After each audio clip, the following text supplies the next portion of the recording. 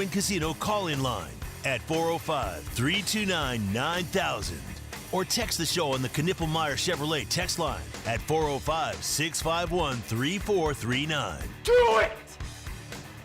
Just do it! Now, with Locked In, here's Parker Thune and Grayson Singleton. Well, we made it through 2 hours with no issues from Parker in Indianapolis. And then all of a sudden, Parker gets disconnected. So hopefully we'll have Thune back here in just a short time. Meanwhile, this is Locked In, where we will talk exclusively OU football and recruiting for the next hour or so here on the Ref Sports Radio Network. I'm Grayson Singleton. Again, Parker will be back with us whenever he gets reconnected.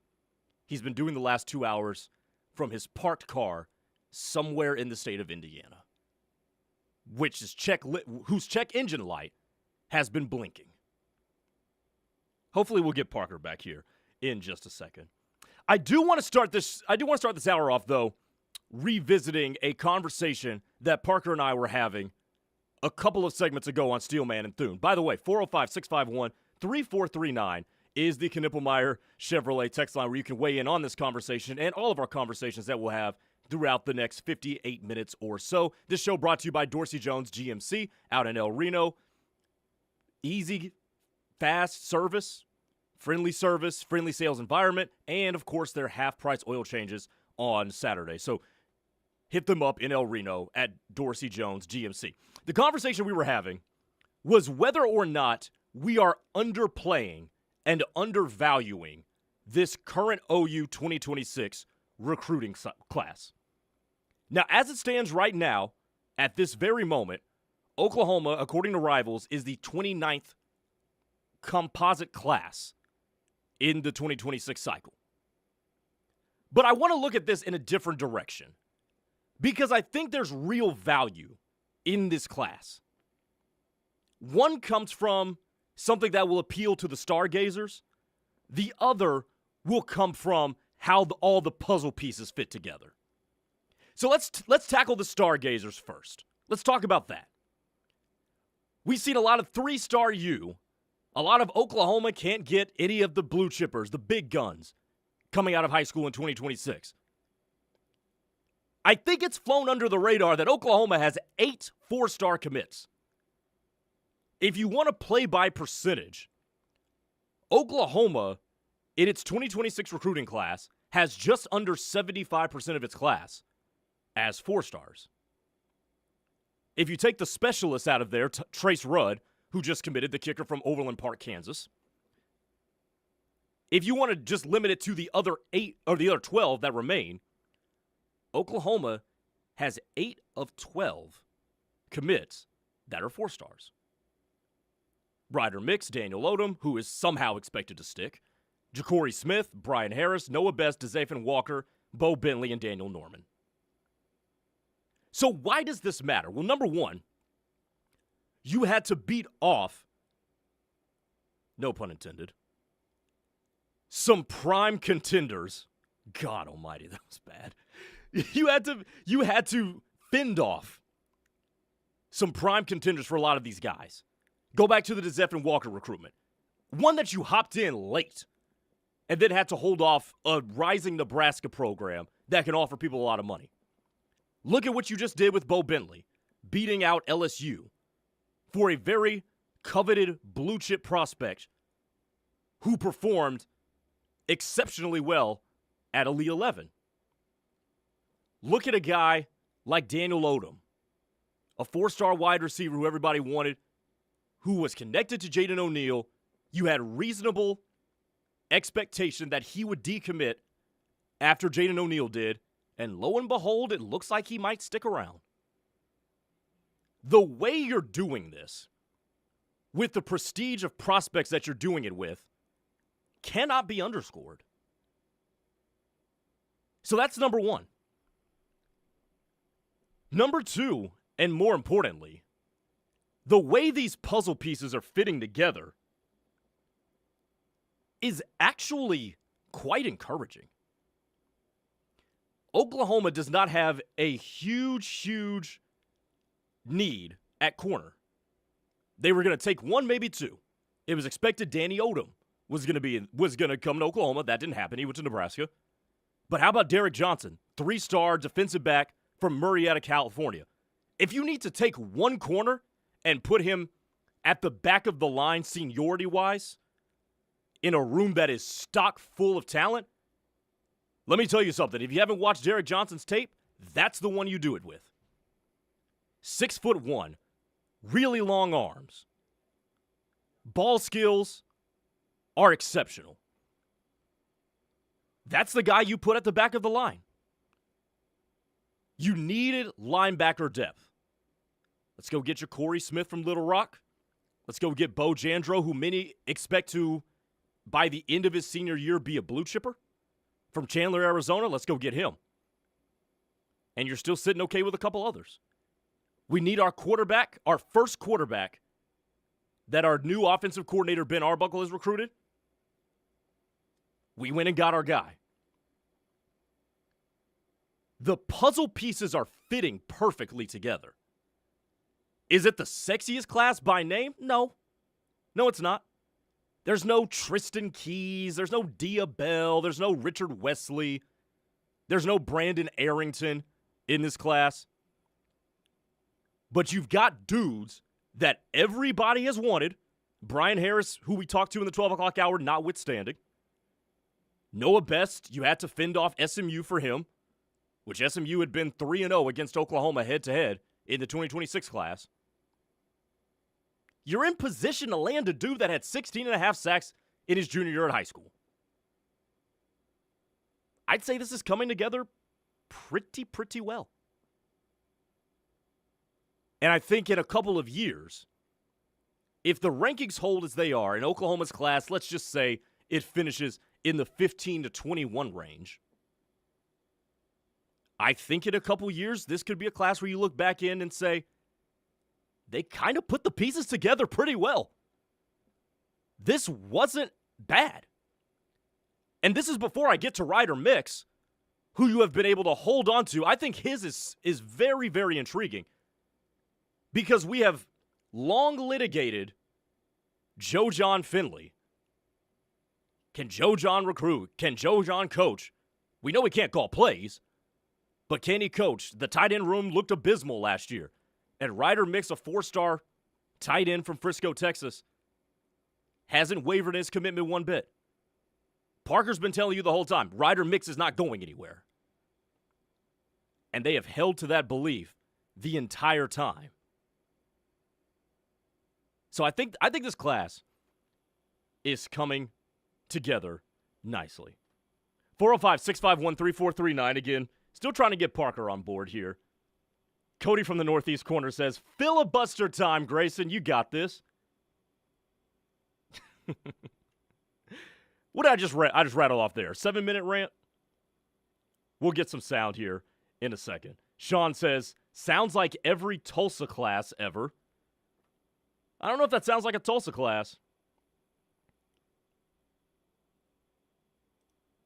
A texter from the 405 says, you can speculate about value till the cows come home. This is, yes, you can. But I've said this before and I'll continue to say it again, man. Value is relative. Bo Jandro, I think, means more to Oklahoma than he would to somebody else. Just because of the number of guys, or the lack of number of guys, rather, that Oklahoma is going to have in tow for next season due to eligibility and whatnot. I think his value is off the charts. And it's certainly off the charts for a dude who's listed as a 3-star. Teddy told you guys yesterday, and I agree. These were 4- and 5-star offers he was getting. It came down to Oklahoma, Texas, and Oregon. And there was 5-star money being thrown at him. And again, if you another guy, if you haven't watched this film, go watch it. You'll be pretty excited. A texter in the 405 says, and you're not overpaying 5-star freshmen who probably won't even play. Depending on the freshman. Depending on the freshman. Now, Jackson Cantwell over at Miami, he's going to play. He looks like an NFL player already. But the fact that you got away without paying $2 million for a freshman, like what USC paid for Luke Wafel, and Luke Wafel could end up being a really, really good college football player, and it could all be worth it. But the fact that you didn't have to commit $2 million to a dude who's never played a down of college football, yeah, sign me up for that. Especially in the era where you have to properly price commodities within budgetary constraints. Sign me up for that. Outlaw Devil says, what is the status of Deacon Schmidt? And get the lunch out of the view. I'm hungry. There goes my lunch. For those of you watching on YouTube. My lunch has been moved. What is the status of Deacon Schmidt, though? I would expect Deacon Schmidt to be in Oklahoma's class. Everything I've been told, some by Parker, some that I've gathered from other places, I think Deacon Schmidt's going to be in the class. Papa Boganowski says, is that $2 million for 1 year? No, that's a 3-year deal, I believe. From everything that I keep seeing, $2 million and over 3 years has been in the same sentence in everything I've seen. So I'm going to, unless I'm told otherwise, that's what I'm going to believe. So that does come out to about $700K a year, give or take. A text from the 405. Do you guys talk about the current state and nature of these college contracts? That's a conversation to have for another time. That's not one that's not one that I would do a rant on, and that's also one that Parker probably can better inform on. Again, this is locked in as it's just me, Grayson Singleton, riding solo for now. By the way. The Waffler says, Willie, you were supposed to talk about Braxton Lindsey. Let's talk about Braxton Lindsey. Because I guess Parker didn't answer your question at the end of the 1 o'clock hour. Braxton Lindsey, that one's coming down pretty much to Oklahoma, Arkansas, and BYU. Feel really good about Braxton Lindsey being that third linebacker in the Oklahoma class. He is Church of Christ, so BYU is going to be involved. BYU, by the way, if you didn't see, they got a commit, from 5-star quarterback Ryder Lyons today. I don't know what's going on there. He's their first 5-star commit since 2003. Is Ryder Lyons. And I wonder who that would have even been. Not really sure. Turban Meyer says, nope, not going to do that. Nope, not going to read that one. A text from the 940 says, for me, recruiting is and always will be huge. However, in today's transfer portal world, I don't believe it holds the same weight it once had. The current roster shows the ability to pick up potential problematic positions to fill the voids. What's your take? I will give you my take. This one's interesting. And I love that this comes out right after the conversation that we had about Lincoln Riley and USC. Because USC and Lincoln don't really seem to have much of a defined foundation. I think Oklahoma does. Now, whether or not you believe that foundation is, let's just say, for simplicity's sake, a little bit too holy, like I think is the sentiment we've seen from the text line from time to time, you got too many good guys in there. We need some dudes like Georgia's got to win games, which I would push back on. But there is a foundation here. And you listen to what Brian Harris talks about whenever he comes on. Derek Johnson II committed with us live a couple of weeks ago. The Jandros and their quotes to Parker in an article a couple of months ago.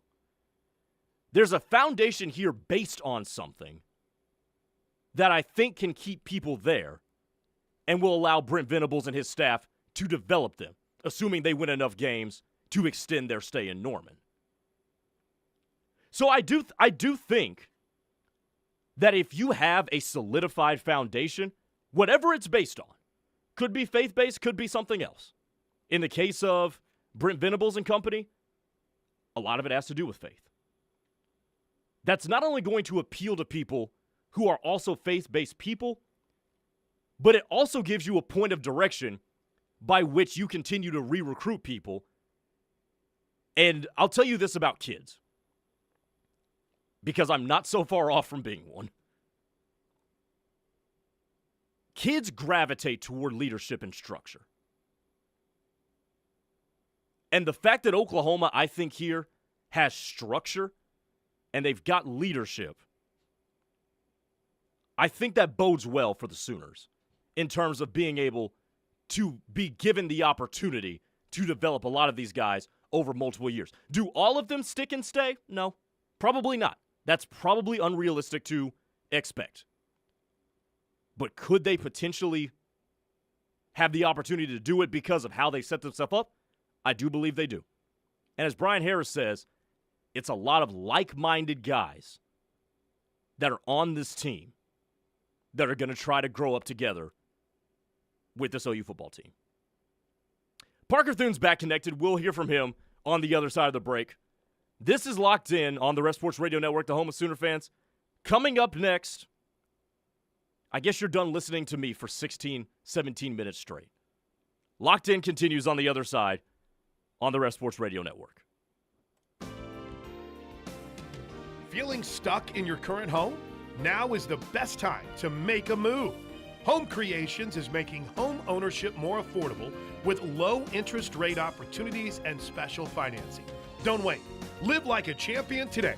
Call Holly at 405-364-9999 to find your dream home. 364-9999 means Home Creations. As Oklahoma grows, we want to grow with it, and serving part-time in the Oklahoma Army National Guard is perfect for that. Our service provides money for school, so we can be ready for a new career or improve our current one. We learn valuable teamwork skills and get hands-on with some of the latest tech. And we also help the communities we live in recover whenever they are in need. Our service is helping to keep Oklahoma and ourselves moving forward. Learn more at nationalguard.com/OK. Sponsored by the Oklahoma Army National Guard. Aired by the Oklahoma Association of Broadcasters and this station. Riverwind is bringing the heat this June at OKC's favorite casino.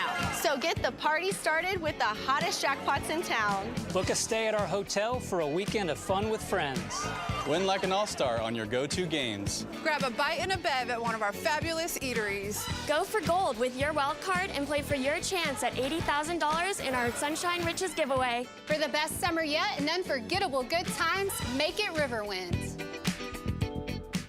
What's up, Ref Army? Dari Noka here, the SEC Network, and your newest host here at the Ref, the home of Sooner fans. Starting June 30th, spend your late mornings with me and Josh Helmer every weekday from 9 to noon as we talk everything Sooners, and I'll help you all keep tabs on what's happening in the rest of the SEC. Whether it's on the plains of Auburn, the swamp in Gainesville, or right here in Norman, we've got you covered every weekday from 9 to noon on the Ref and worldwide on the KREF app. That's every weekday for the Dari Noka Show from 9 to noon on the Ref and worldwide on the KREF app. No matter what a strong future looks like to you, you can start building it with a home equity line of credit from Armstrong Bank.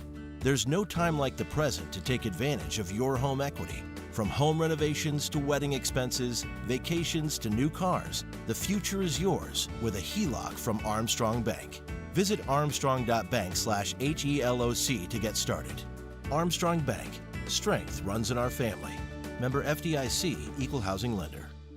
Hi, folks. This is Larry Knippelmeyer here at Knippelmeyer Chevrolet in Blanchard, USA. Conveniently located just 15 minutes south of Oklahoma City and 10 minutes west of Norman.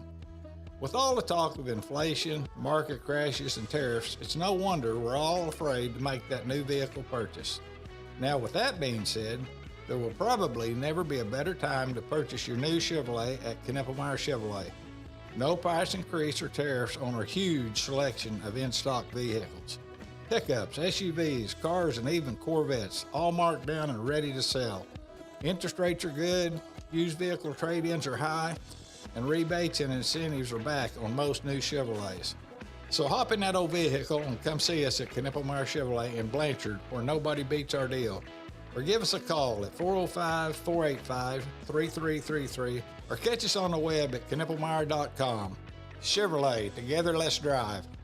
Hey Sooner fans, it's almost football season, and there's no better time to gear up than right now at Balfour of Norman, your locally owned headquarters for all things Sooner. Whether you're searching for your new lucky game day polo, tee, or hat, we've got you covered from top brands like Nike, Jordan, and Tommy Bahama. Looking to take your tailgate or watch party up a notch? Check out our great selection of OU glassware, flags, and serving pieces. Come support local, stock up on Sooner style, and get ready to yell Boomer Sooner, only at Balfour of Norman, where Sooner spirit lives year-round.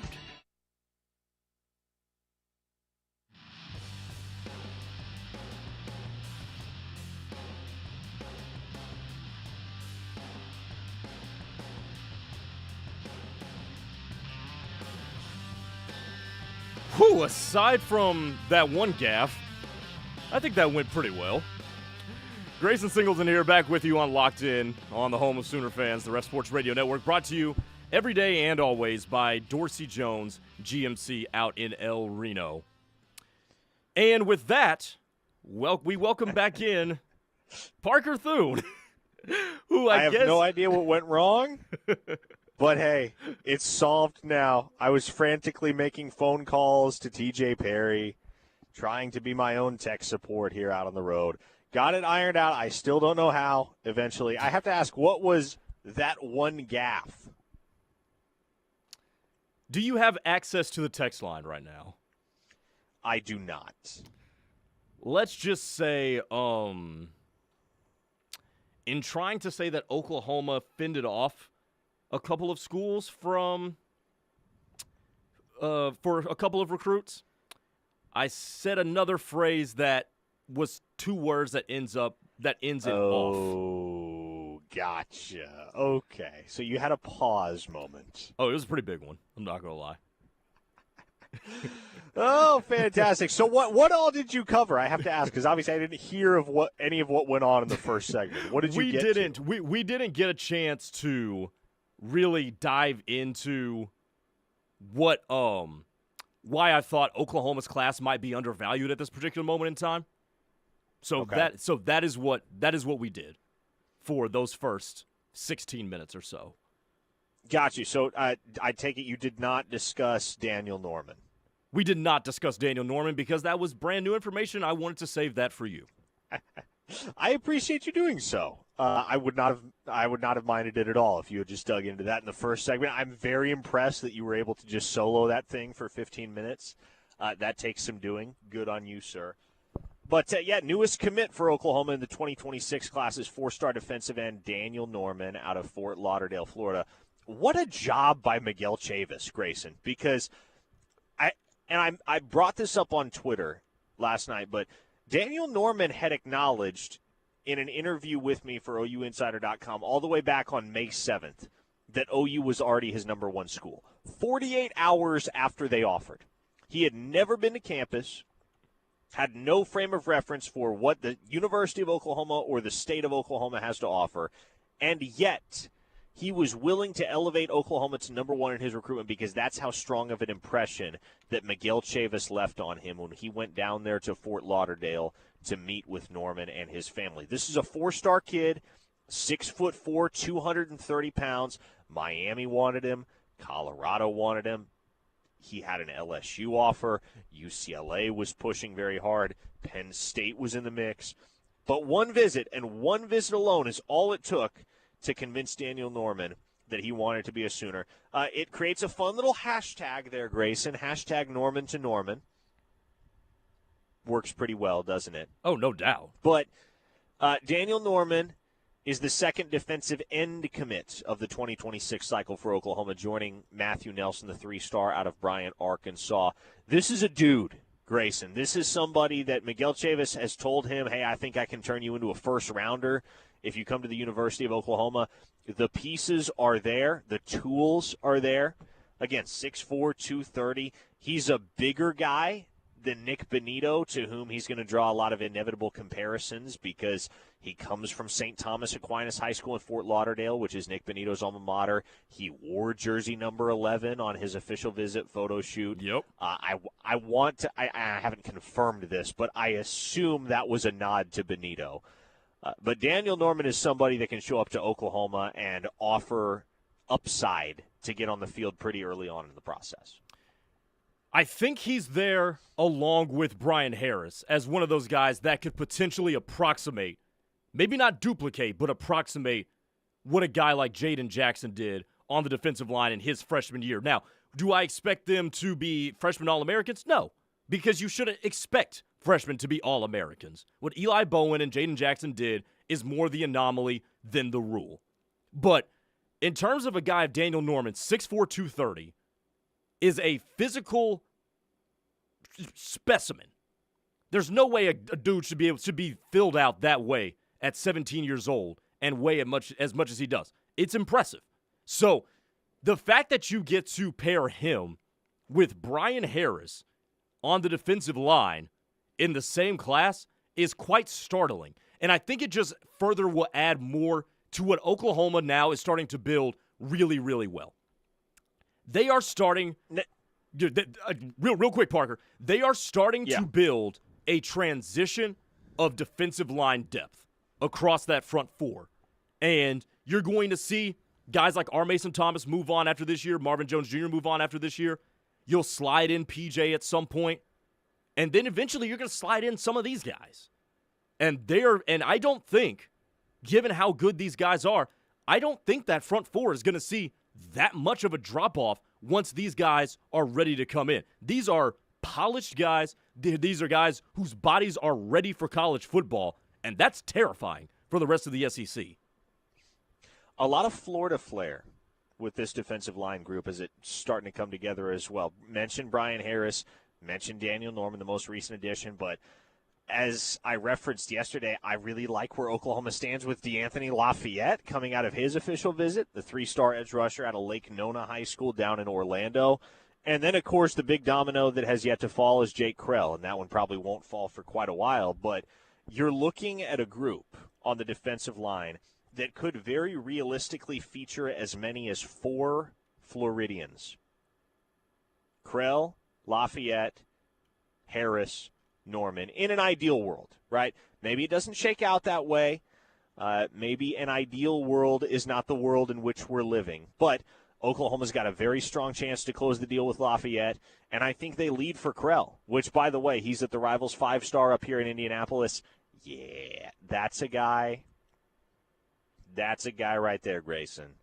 You get him on your campus, he's going to play as a freshman.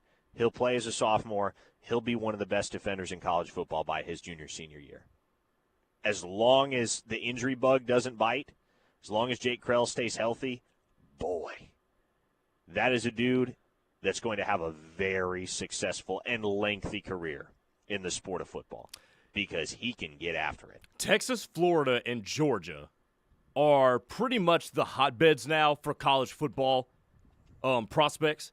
I think Georgia's leapfrogged California in that regard, at least for the time being. Mm-hmm.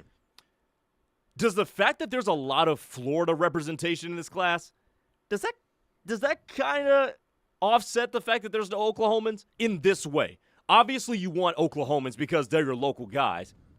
But if you can't have local representation in the sport of football, is there a worse state to have more representation out of than Florida?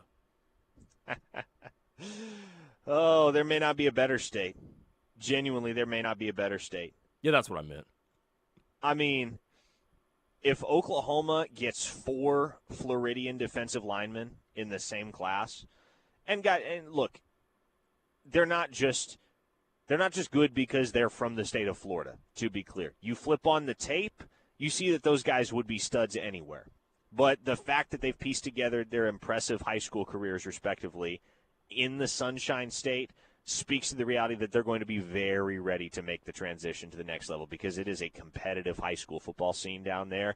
And especially a guy like Lafayette, who is the lowest ranked of the 4 that I mentioned. In fact, the only one that isn't a blue chipper. He's a mid-grade 3-star right now. He had 16 and a half sacks last fall as a junior. 16 and a half sacks. These are dudes that are going to comprise and probably be foundational to the next generation of defensive line play at the University of Oklahoma if the Sooners can succeed in closing the deal with Lafayette and then landing the big one in Jake Krell. Chris from Knoxville says, doesn't the DMV put out top recruits now too? the DMV's put out a solid amount. I don't know about at the volume of Texas and Florida and Georgia, but I think the DMV is right there in that, 4 to 7 range of football factory, so to speak. Well, man, think about this. There's a DMV kid that could very well he's not DMV. He's down there in Richmond area. But yeah, that's not there's DMV. a kid from Virginia. There's a kid from Virginia that could very well wind up in Oklahoma's class in 3-star defensive tackle T-Ron Richardson out of Hopewell.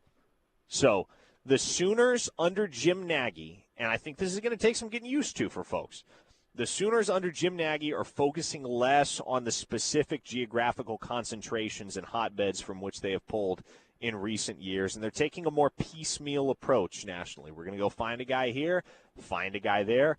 We're going to go find players wherever they may be that fit our vision of what we want the personnel at the University of Oklahoma to look like. So, all in all, the way that the Champion Barbecue has unfolded and the immediate aftermath of the Champion Barbecue, it's been more good than bad for Oklahoma. However, there is another recruitment that appears to be swinging away from the Sooners. And there have been several now where it felt like on the visit, the Sooners were in a good position, and then in the aftermath, 24, 48 hours thereafter, it becomes apparent that they're trending to a different school. And that's the case right now with 3-star offensive lineman Devin Robeson out of Pasadena, Texas. Don't think he winds up in OU's class right now. And the reason that I think so many of these will change and change quickly, or have the potential to change and change quickly, and we've seen several of them change quickly already just in the couple of days since the Champion Barbecue wrapped up, is because guys are getting done with their OVs, and they're having the important conversations with their families. And the important conversations in 2025 are going to revolve significantly around the financial factor. And so I very much have gotten the sense in talking to multiple folks close to the situation, close to the program after the Champion Barbecue, that there will be guys that would otherwise have signed with Oklahoma if not for the money factor, that wind up going somewhere else because there's more dough on the table for them somewhere else. And that's fine. I don't think any of the guys, I don't think a guy like Devin Robeson, I don't think a guy like Zachary Turner, who seems to be trending to Miami, I don't think any of those guys are irreplaceable necessarily. Oklahoma didn't bring anybody to town outside of Jake Krell for the Champion Barbecue weekend that you feel like, okay, you got to have them or the class is a failure. I don't even necessarily think you have to have Jake Krell in order to be able to call the class a success, but that's certainly a guy that you would like to have as your crown jewel on the defensive side of the ball. That's one of those guys that's going to inflate your class rankings from the top end. Now, with Robeson, TCU seems to be the vibe there. That seems to be the trend. That's going to put Oklahoma, if indeed that trend holds, that's going to put Oklahoma in a bit of a sticky situation when it comes to the offensive line, because they just lost Will Conroy, longtime 3-star interior offensive line commit. Last week he flipped to North Carolina. As it stands, the only pledge in that group is Noah Best, the 4-star guard from Midlothian, Texas. Things look good for Oklahoma with Deacon Schmidt, the 4-star tackle out of Windsor, Colorado. He should announce in favor of OU if the trend holds this Saturday. So that would be commit number 2. But if at summer's end you only have 2 offensive line commits, Grayson, it feels like there's some work to be done in that group come the fall. Yeah, no doubt. That would be position number 1 that you would have to circle back and figure out which of these relationships do we need to pursue a little bit harder in terms of flips and whatnot, if that's all that you're going to get. By the way, the Waffler's been asking this question, and I answered it to the best of my ability, but I want to pitch it to you, Parker. Braxton Lindsey, where does Oklahoma stand with him? I don't think we're going to have a decision for at least another month or so. I think that will come mid to late July. I still like Oklahoma. Talked to a source last night close to that situation, that recruitment specifically, that shared that the BYU visit was one that left a strong impression with Lindsey. I don't know that it was strong enough. And so if the kid's going to sit on it for that long, if we're looking at another 4 or 5 weeks before the final decision, there's obviously plenty of runway for things to change, and it should not be taken for granted that Braxton Lindsey winds up in OU's class. But I do think the Sooners maintain the lead right now, going into that final stage of Lindsey's recruitment. Four-star Porter's nemesis says, Parker, if it's mid-August and the Sooners are still light on wide receiver commits, any chance we circle back on Mason James? Mason James, no. Dallas Dickerson, that's a guy I could see Oklahoma circling back on. Absolutely. Even after he committed to Kentucky just a few minutes ago, I think Oklahoma could circle back on Dallas Dickerson if there is a need. And that's a big if, because you have Daniel Odom on board. Looks like the Sooners are going to hold on to him. Strong OU trend right now with Davian Gross. Strong OU trend with Jaden Petit. We'll see what happens with Jordan Clay, with Craig Dandridge, and with Zachary Turner. OU's not out of the fight there.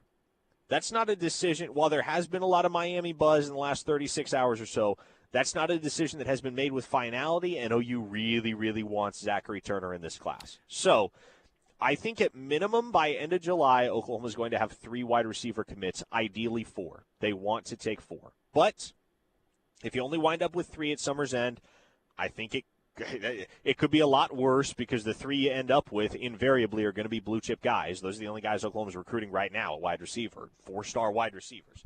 Everybody on the board is a 4-star at minimum. So you're going to have, in all likelihood, at least 3 blue-chippers locked in by the end of July, and if you're still looking for a 4th, there will be options. And there will be guys that you can make late evals on and make a run for, or maybe you angle for a flip with a guy like Dickerson, or somebody that maybe you haven't engaged with yet, but that is committed to a different school, has been for some time, and you're just now coming around to his tape and his skills, and you're intrigued and feel like there's potential there. Let me ask you this one thing before we go to break. Davian Gross from Frisco Lone Star. There was a lot of national speculation that he was trending toward Baylor.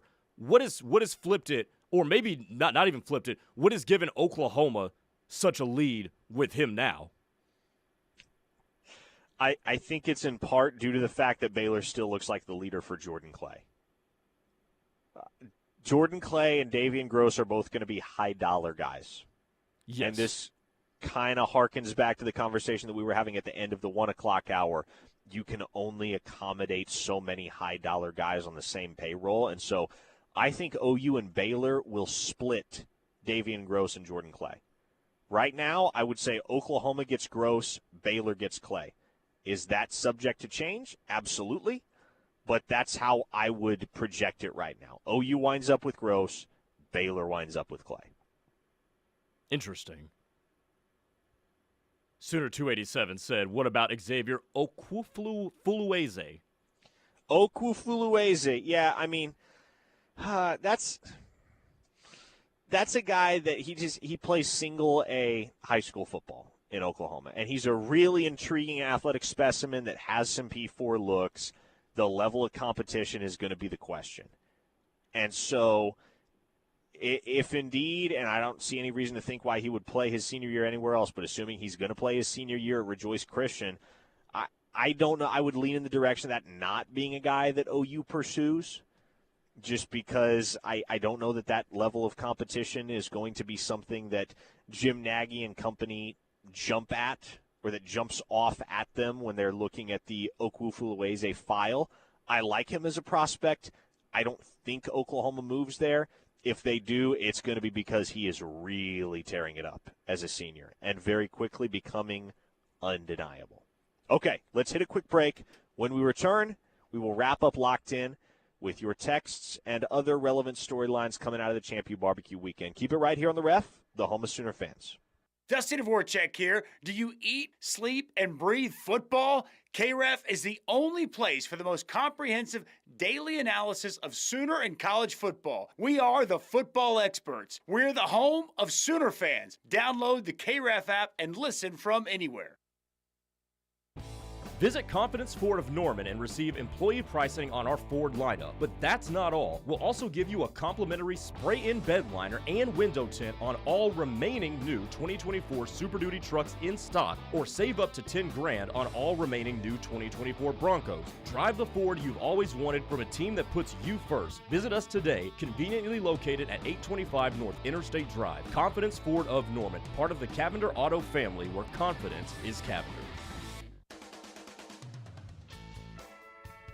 The City of Norman encourages you to shop small this summer. What better place to eat, shop, and play local than historic Main Street in downtown Norman?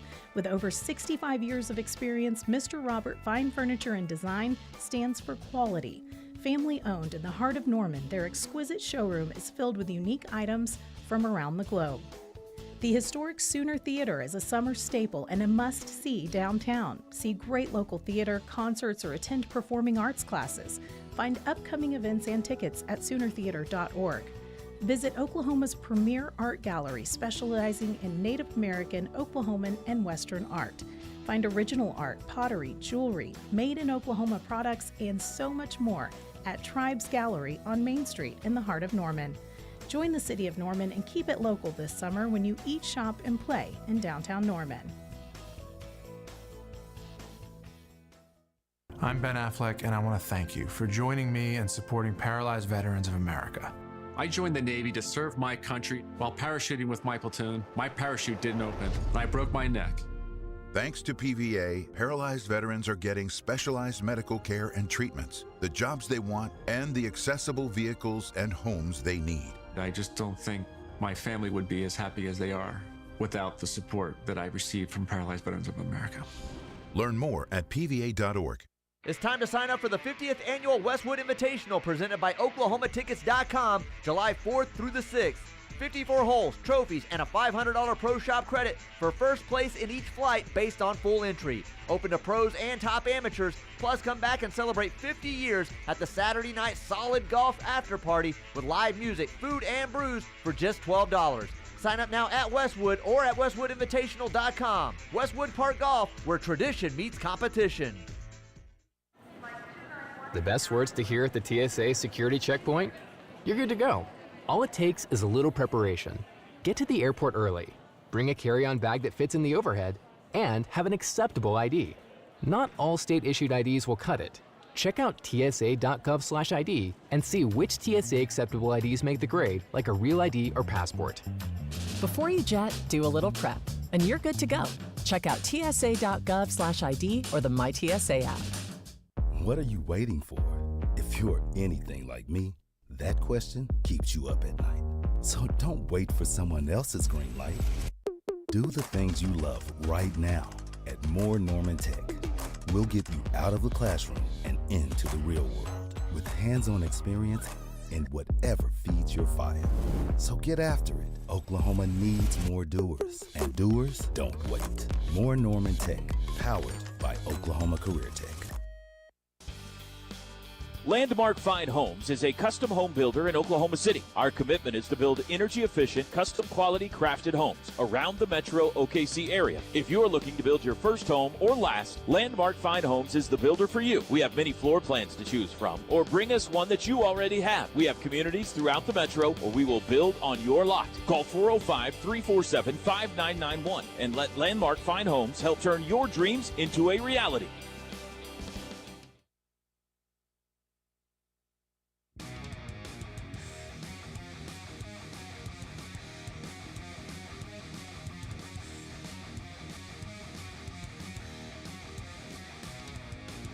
Final segment of Locked In here on a Tuesday. Parker Thune from the Rivals 5-star in Indianapolis. Grayson Singleton back in the Buffalo Wild Wings studios. 2 new commits for Oklahoma in the last 24 hours. Bo Jandro, the 3-star linebacker from Chandler, Arizona, as well as 4-star defensive end Daniel Norman from St. Thomas Aquinas High School down in Fort Lauderdale, Florida.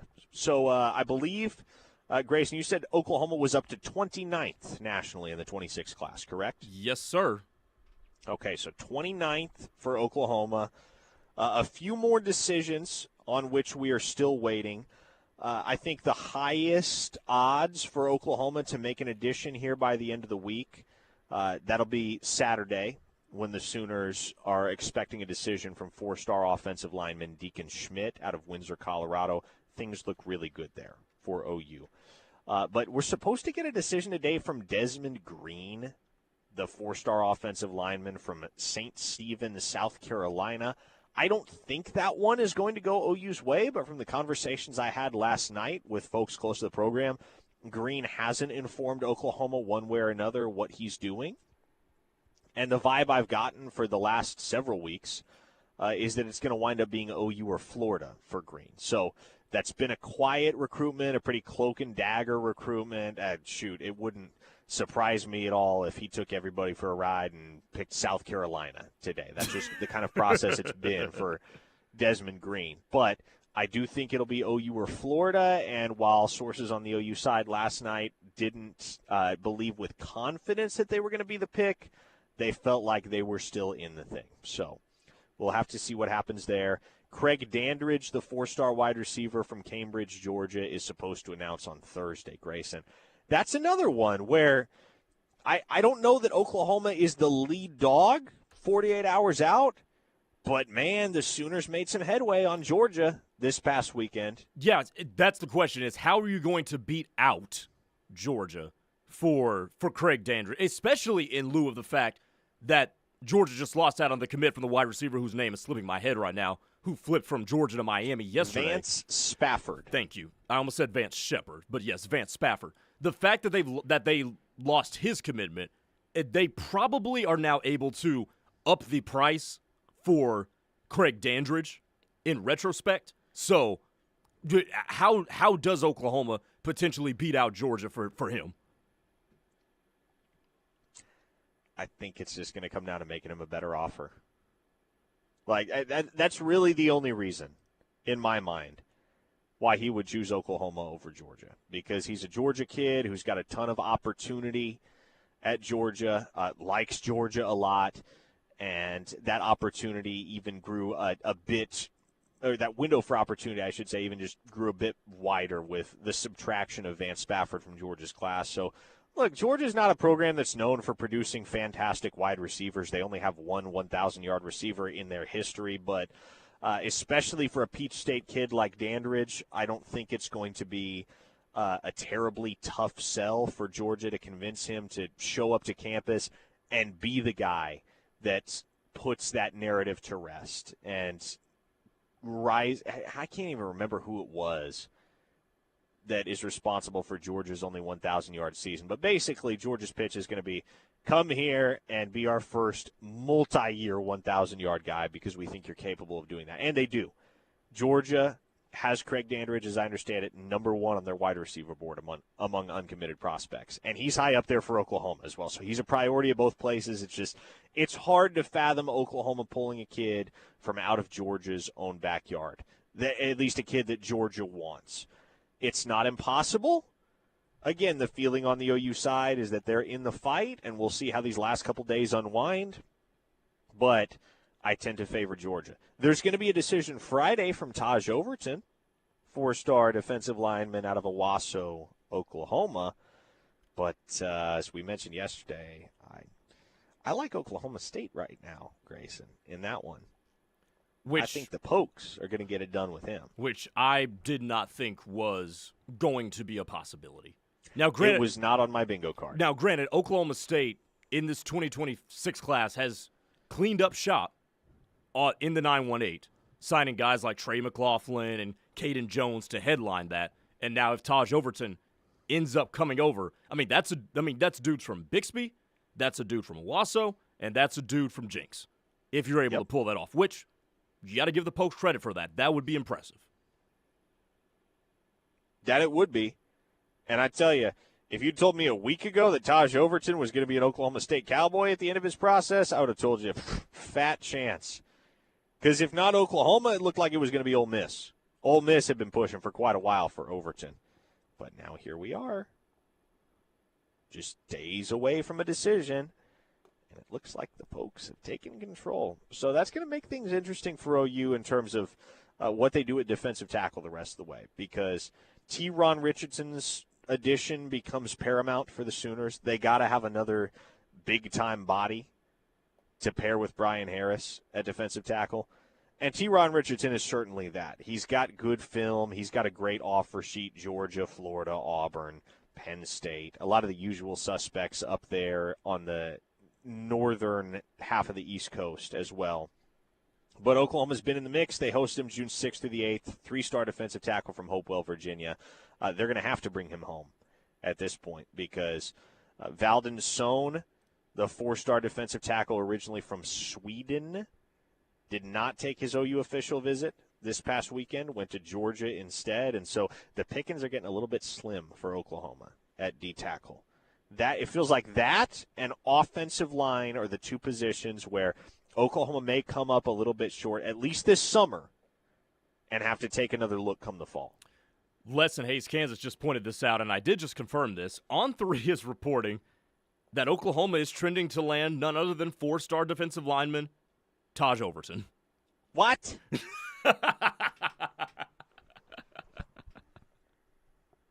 Where is On3 reporting that? Do tell. On3 recruits. This was 2 minutes ago. Oh, gosh. I mean, I've heard Oklahoma State. If it's OU, what a twist that would be. Oh, okay, so this is just kind of, no. This is just kind of a canned post of theirs. It's the RPM feature that they have. It's just, it's somebody that a social media employee probably put out without vetting it with the reporters because Oklahoma State is trending there. When they say Oklahoma's trending, they just mean he's trending in the RPM, which is it's like how they calculate passer rating in the NFL. Nobody knows actually how those numbers are generated.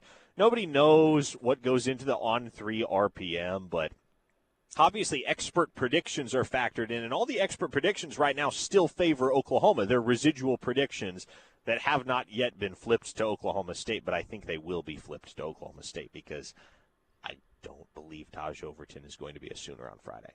Chris from Knoxville says, good. No, I'm done. Go ahead. Oh, Chris from Knoxville says, for interior offensive linemen, what's the vibe with Pululedite Primus and Maxwell Robinson? Yeah, so Oklahoma is no longer involved with Pule Primus. They haven't been for a while. I don't know where he ends up because, frankly, I quit tracking that recruitment a couple of months ago once OU kind of bowed out of the race. The Max Robinson recruitment is interesting. So 3-star interior offensive lineman from Derby, Kansas. I think he does project to center at the next level. So that would be an interesting one-for-one replacement for Will Conroy. But I actually dived into this situation in great detail at OUinsider.com last week for subscribers. The Cliff Notes, Spark Notes version of it all is that there is a roadblock right now for Max Robinson. There is a reason why he has not taken any official visits this summer. And the reason, as I understand it, is because there's legit concern as to whether he's going to be able to qualify.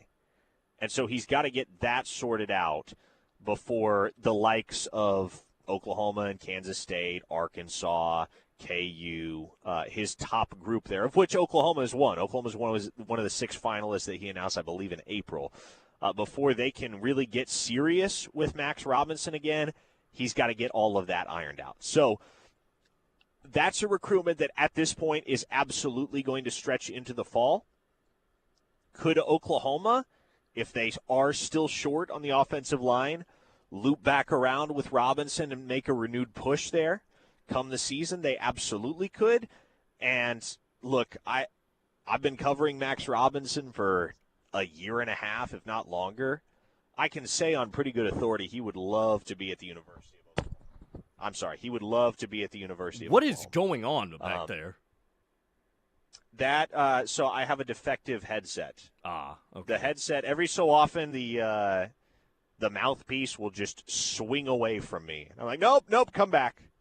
But so Max Robinson, could he wind up in OU's class? Absolutely.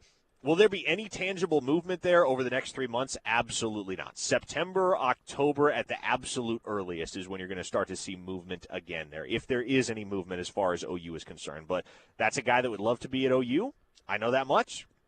If OU pushed, and if they could get the academic side of things squared away, there's a very, very solid chance he winds up in OU's 26th class. But that's a lot of hypotheticals that precede it. So there you go.